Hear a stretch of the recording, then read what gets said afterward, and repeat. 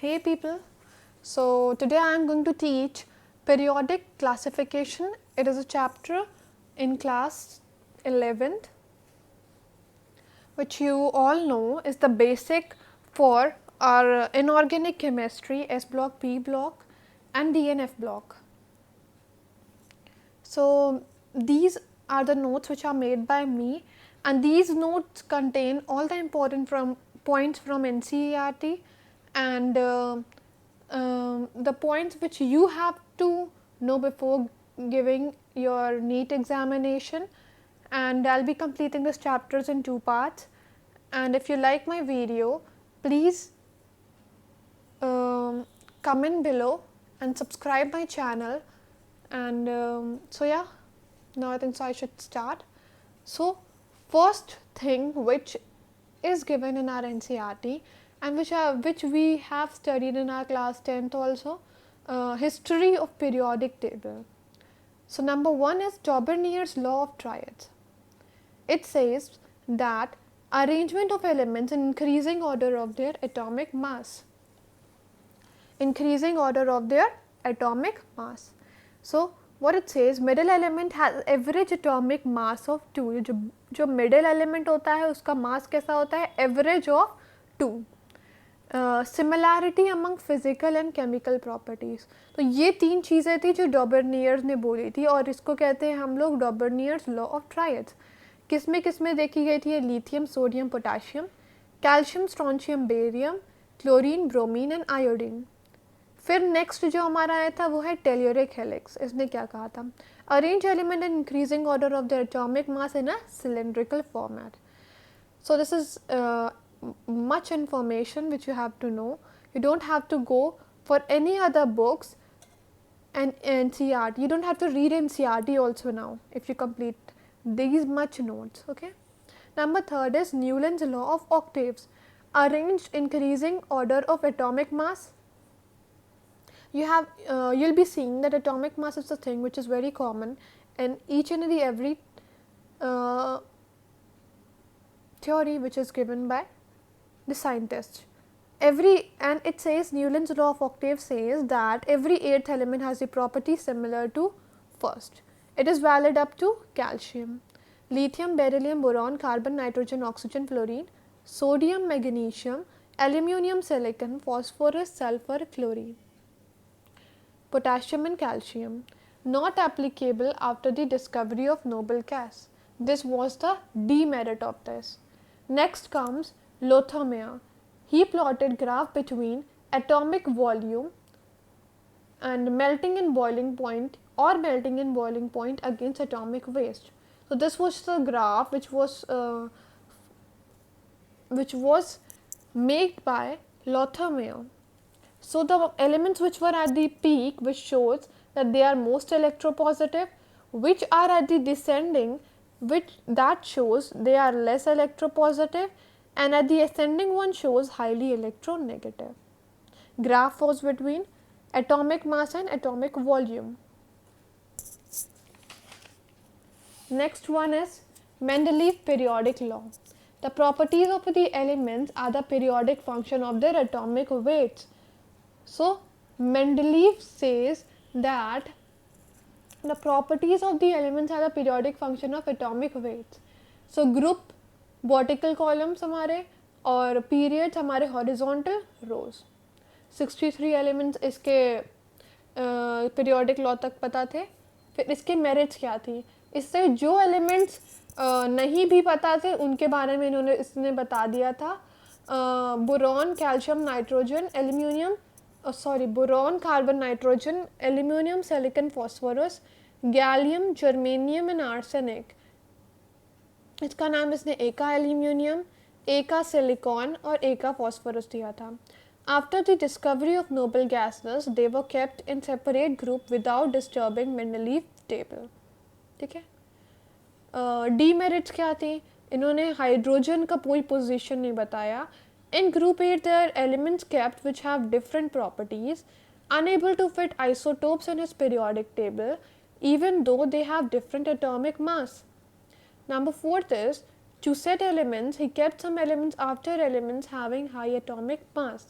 तो ये सारी इसकी डीमेरिट्स और मेरिट्स हो गए।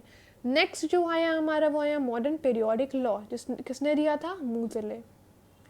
On passing X-ray on different element, he found that the graph between root of mu and z is atomic number.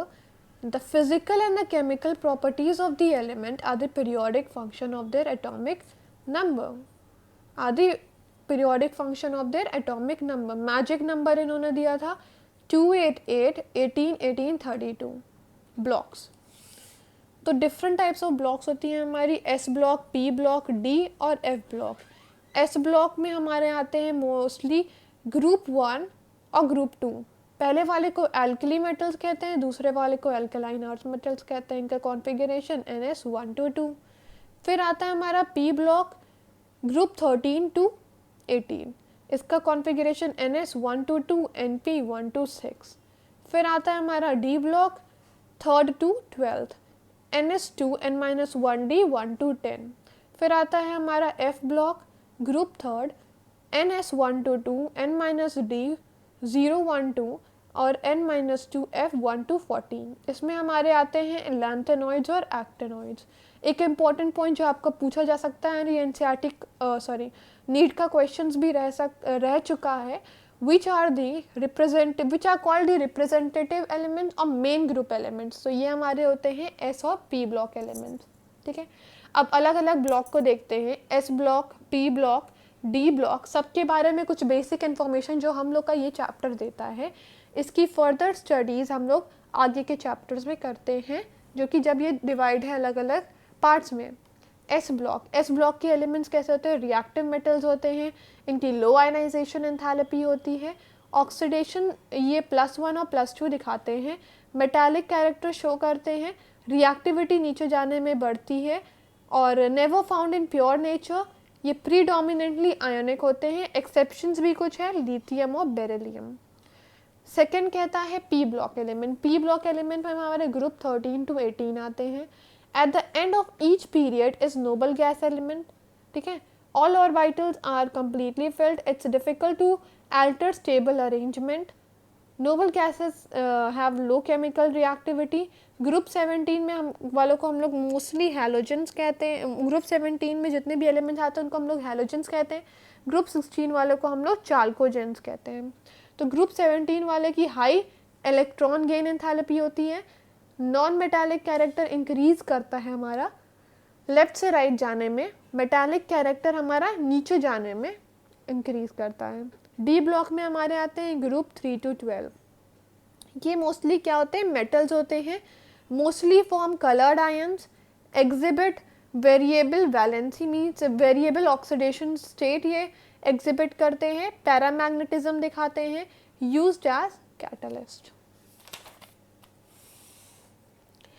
Cadmium, zinc, cadmium और mercury जो कि हमारा डी ब्लॉक को बिलोंग करता है, ये ज़्यादातर प्रॉपर्टीज़ नहीं दिखाता है ट्रांजिशन एलिमेंट्स के। हम लोग डी ब्लॉक को ट्रांजिशन एलिमेंट्स भी कहते हैं। Form bridge between chemically active S block और डी ब्लॉक एस ब्लॉक के एलिमेंट्स के साथ एंड लेस एक्टिव ग्रुप 13 और 14 के बीच में पड़ते हैं, इसलिए ये ब्रिज एलिमेंट्स भी इनको कहते हैं। एफ ब्लॉक एलिमेंट्स जो हमारे होगा इनको इनर ट्रांजिशन एलिमेंट्स कहते हैं। इसमें मोस्टली आता है लैंथेनॉइड्स और एक्टेनॉइड्स। लैंथेनॉइड्स हमारे 58 से 71 वाला, एक्टेनॉइड्स हमारा 90 से 103 वाले। ये सारे all are metals, properties of the elements are quite similar. फिर large number of oxidation state possible for actinoids. Actinoids हमारे ज़्यादातर रेडियो एक्टिव भी होते हैं। Elements after uranium is called transuranium elements. फिर नेक्स्ट पार्ट है हमारा जो इसमें आता है, अब सारे ब्लॉक्स के बारे में हम लोग पढ़ लिए हैं। अब एक बेसिक चीज़ हम लोग को जो लास्ट पढ़नी है इसमें वो है मेटल्स, नॉन मेटल्स और मेटलॉइड्स के बारे में। तो मेटल्स क्या होते हैं? 78% present at left side, solid at room temperature होते हैं। एक्सेप्शन क्या है? Mercury, gallium. और फिर इनके हाई मेल्टिंग और बॉइलिंग पॉइंट होता है, गुड कंडक्टर ऑफ हीट होते हैं, मेलिएबल होते हैं मतलब इनको शीट्स में हम लोग तोड़ सकते हैं, डक्टाइल होते हैं मतलब इनकी वायर्स बना सकते हैं। Non metals top right hand side में मिलते हैं ये हम लोगों को, और ये सॉलिड या फिर गैसेस होते हैं, इनकी मेल्टिंग बॉइलिंग पॉइंट लो होती है। ये poor conductors of heat and electricity होते हैं, यूजुअली ये ब्रिटल होते हैं, फिर increases on going left to right, ठीक है। फिर मेटलॉइड्स हमारे silicon, germanium, arsenic, tellurium and polonium, ये सारे हमारे मेटलॉइड्स होते हैं। ये भी क्वेश्चन आपकी नीट में आ सकता है। आपको हर एक चीज़ इस नोट्स में मिली है, आपको बस ये चीज़ें याद करनी है, कुछ चीज़ें आपको याद करनी रहती हैं। और जो थ्योरी वाले चैप्टर्स हैं वो मैं थ्योरी जैसे ही पढ़ाऊँगी। Has character of both metal and non metal, metalloids वही होते हैं। तो इस वीडियो को हम लोग यहीं पे ख़त्म करेंगे, और नेक्स्ट वीडियो से हम लोग इस चैप्टर को आगे से पढ़ेंगे। और मैं ट्राई करूँगी कि इन सब चीज़, अगर आपको ये वीडियो सच में पसंद आए तो, और फिर नहीं भी पसंद आए तो आप प्लीज़ कमेंट में बताना, जिससे मुझे पता चले कि मुझे केमिस्ट्री पे वीडियोस बनाने चाहिए कि नहीं, या फिर मैं सिर्फ बायोलॉजी में कंटिन्यू करूँ। और ये चैप्टर के एंड में मैं नोट्स आप लोग को दे दूँगी। If you like this video of mine, then do like, share and subscribe my channel, and comment below whatever you feel after seeing this video. Thank you. Tutorials.